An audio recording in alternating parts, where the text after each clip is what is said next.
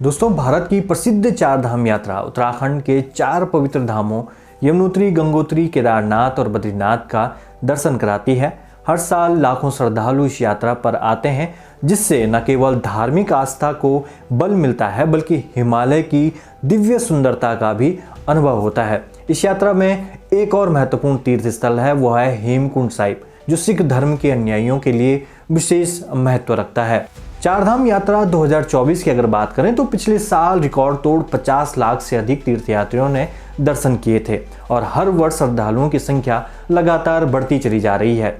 इससे स्पष्ट होता है कि यह कितना आध्यात्मिक और पर्यटन की दृष्टि से महत्वपूर्ण है।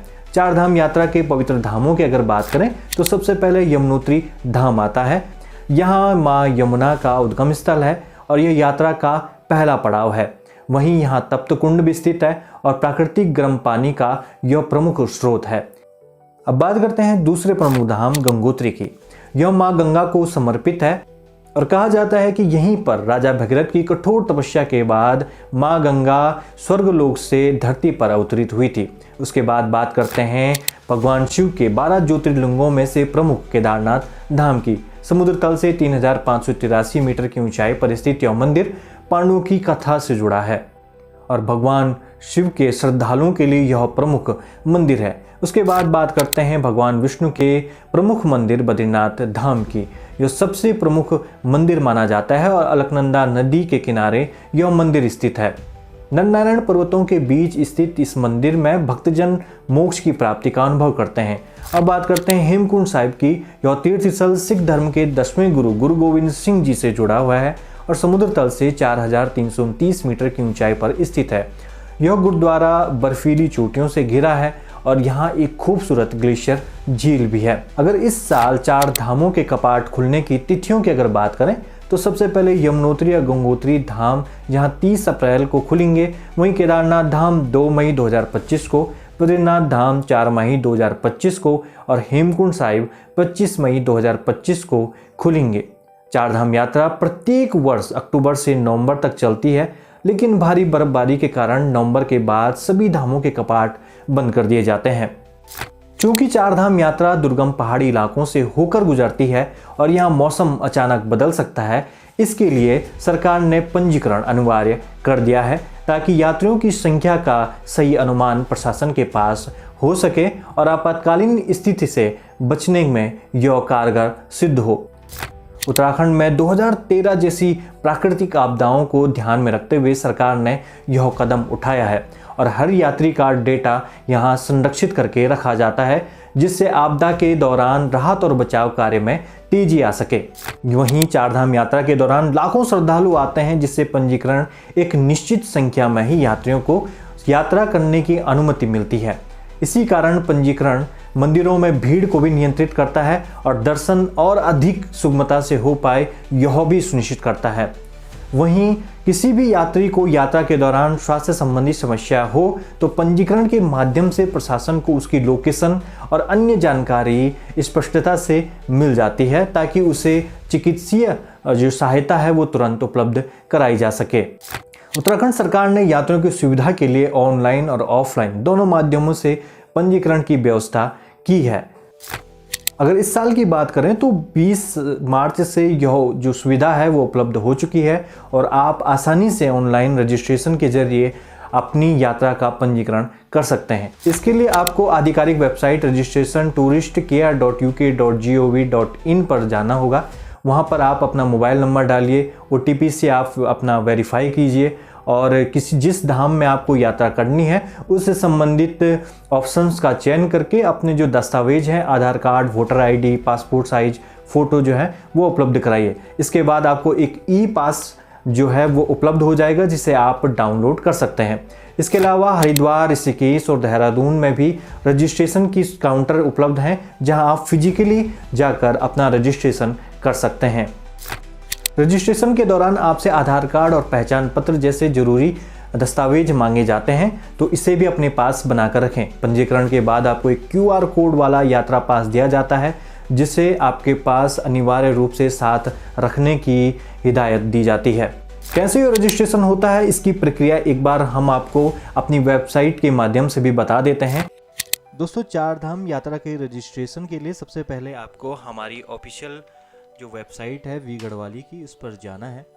उस पर जाने के बाद आपको ये देखिए एक चार धाम यात्रा का एक पोस्ट मिलेगा। इस पर आने के बाद आपको यहाँ क्लिक करना है और नीचे आकर आप देख सकते हैं कि लिखा है गंगोत्री यमुनोत्री धाम के कपाट खुलने की तिथि 30 अप्रैल 2025 है। केदारनाथ धाम के कपाट खुलने की 2 मई और बद्रीनाथ धाम के कपाट खुलने की 4 मई है। यहीं नीचे पर आप देखेंगे रजिस्ट्रेशन touristcare.uk.gov.in, ये जो आधिकारिक वेबसाइट है, इस पर क्लिक करके आपको आना है। अब क्योंकि 20 तारीख से रजिस्ट्रेशन खुल चुके हैं, यानी कल से रजिस्ट्रेशन खुल चुके हैं, तो आपको यहाँ आने के बाद जो है रजिस्ट्रेशन और लॉगिन, ये जो पंजीकरण है, यहाँ पर जाना है। लेकिन देखिए साइट में जी, तो ये खुल चुका है। खुलने के बाद आपको यहाँ पर अगर आप एक बार चेक करेंगे तो देखिए ये एक एडवाइजरी भी आ रही है यमुनोत्री की। 30 अप्रैल 2025 को यमुनोत्री धाम खुलेगा, गंगोत्री धाम 30 अप्रैल 2025 को, केदारनाथ 2 मई 2025, बद्रीनाथ 4 मई 2025 और हेमकुंड साहिब 25 मई 2025 को ये कपाट इनके खुलेंगे। अब यहाँ पर देखिए, यहाँ पर आने के बाद आपको रजिस्टर्ड और लॉगिन पंजीकरण पर आपको जाना है।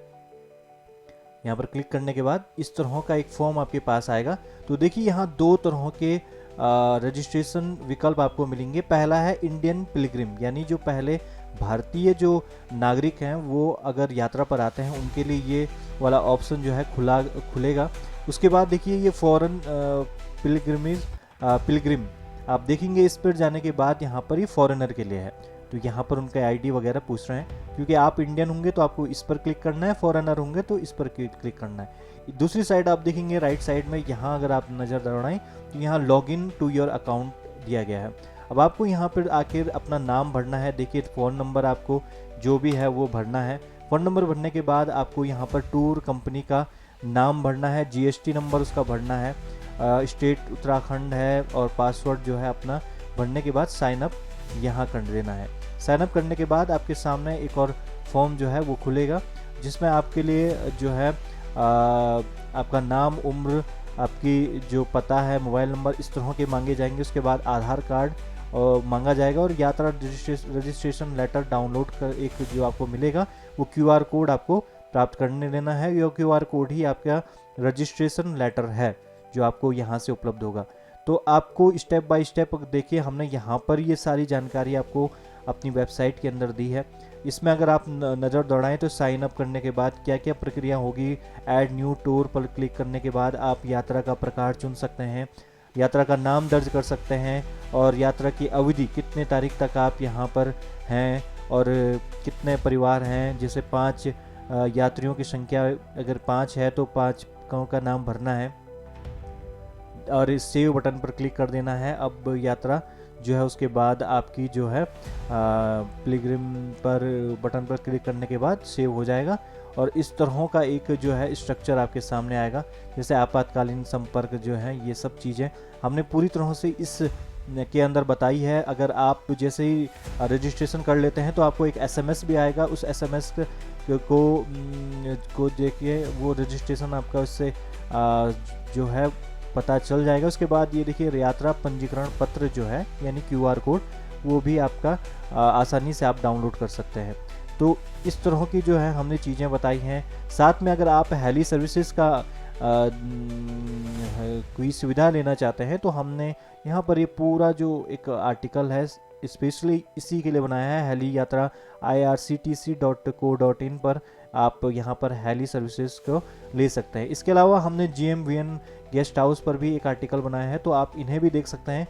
तो ये जानकारी देखिए दोस्तों आपको हमारी वेबसाइट के अंदर भी आराम से मिल जाएगी। तो आपको यहाँ आकर यहाँ आकर आप ये जानकारी प्राप्त कर सकते हैं और अपनी जो चारधाम यात्रा के लिए रजिस्ट्रेशन आराम से आप कर सकते हैं। ठीक है, तो ये थी उत्तराखंड चारधाम यात्रा, जिसे छोटा चारधाम यात्रा भी कहते हैं। और उत्तराखंड के चारों धाम गंगोत्री, यमुनोत्री, बद्रीनाथ, केदारनाथ और हेमकुंड साहिब, इनके लिए आप इस तरह से आसानी से रजिस्ट्रेशन कर सकते हैं।